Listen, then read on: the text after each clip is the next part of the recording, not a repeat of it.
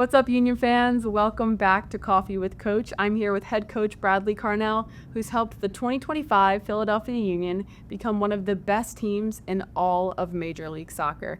It's been a while since we've had the opportunity to share a cup of coffee, but when I'm with my family and friends, something I like to do is, when I'm catching up with them, is to ask them what their peak and pit has been. Have you heard of that? Peak and pit. I can only imagine what it is. Nice to see you again, Sage. Nice to see you. So a peak and pit of the last couple of weeks, what would that be for you? Probably beating the Red Bulls and then losing to the Red Bulls. Just getting onto that semi-final spot. I think the guys are hungry and eager, to go and have another shot at Nashville, in Nashville, which is an amazing achievement for the guys. In the first year to be challenging and in many different fronts and to be still open in a cup competition.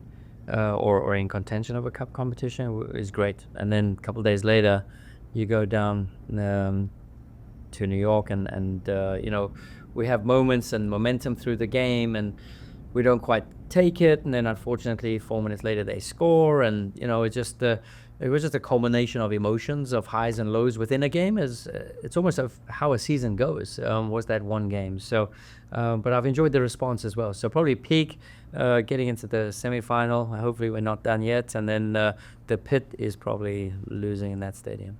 So let's talk about that peak first.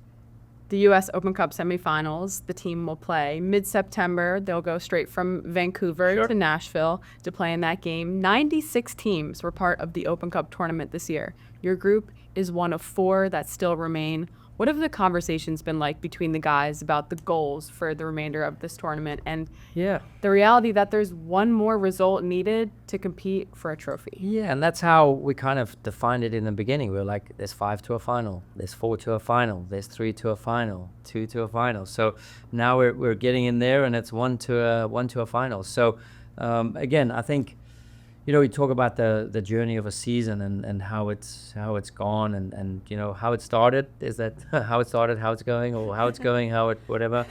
And now we're here. It's been pretty cool ride. Again, 27 match days in, and we're not done yet. And that's the thing we're trying to get through to the group. We're trying to get through to everybody engaged here. We can't afford to take our foot off the gas right now, and it's something that I don't feel within the camp right now. I don't feel within the group. The guys are hungry, energized.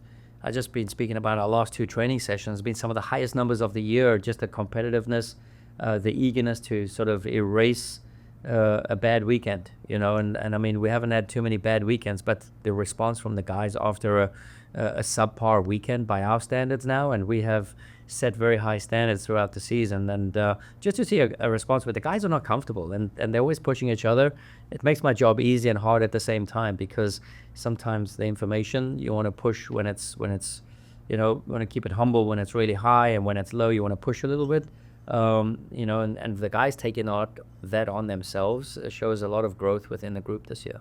So you mentioned not taking your foot off the gas, and this team hasn't done that. And you mentioned it earlier in your press conference today. You mentioned it again now.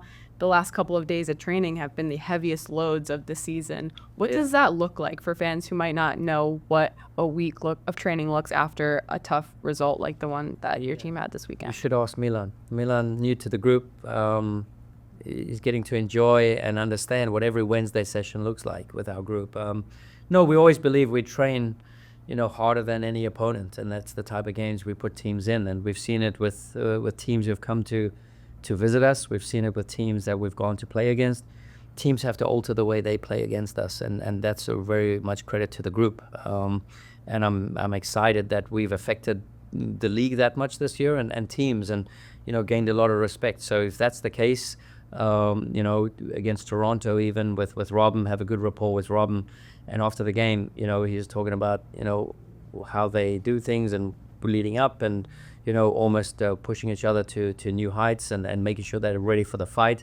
Talking to, some colleagues out of New York as well, with Sandro, the coach of the Red Bulls, very complimentary again. And the only way for them to survive is if they bring the challenge, they bring the fight. and that's against the Red Bull team. So it's incredible. It's almost flattering, and it's almost you have to pinch yourself to be like, come on, guys, we are the orchestrators of our futures, or where we are going to go with this season. You talk about this idea of being the hunters or being the hunted. Can you elaborate on that and what that's meant for your group when you look at the standings and the supporter shield table? Because those things, they're out there on social media. You can see them in the training facility up on the wall. They know where they stand, but they also know who's coming, and they also know who might be a little bit ahead. Yeah, we can take it all the way back to preseason, right? When sort of you put out a forecast and you're not in control of that forecast, right? 27 out of 30, 12 out of 15. Now it's easy. You can go hunting. You want to prove people wrong. You want to, defy barriers. You want to, just prove yourself right, maybe. There's a lot of things that go into it. And then you become a contender. You become, on the upper echelons of the league format. And, then you start finding ways now where, instead of being hunted, can you still find ways to be the hunter? So we've been creative this sort of second half of the season, because the first half went incredibly well. How do you top that off? Well, you have to beat that, right? So how do you beat it? You set the league back at 0. Match day 18, we start at 0 points again. And now we build on every point and see where we end off after 17 match days, which would be 34. What can Philadelphia Union fans who've been tuning in with this team all year long, and those who have joined in along the way once this team started to do really well, what can they expect from this group as they make this final push? Yeah, we expect to make every game hard. We expect to make every game competitive, and we expect to put ourselves into positions to expect to win every game.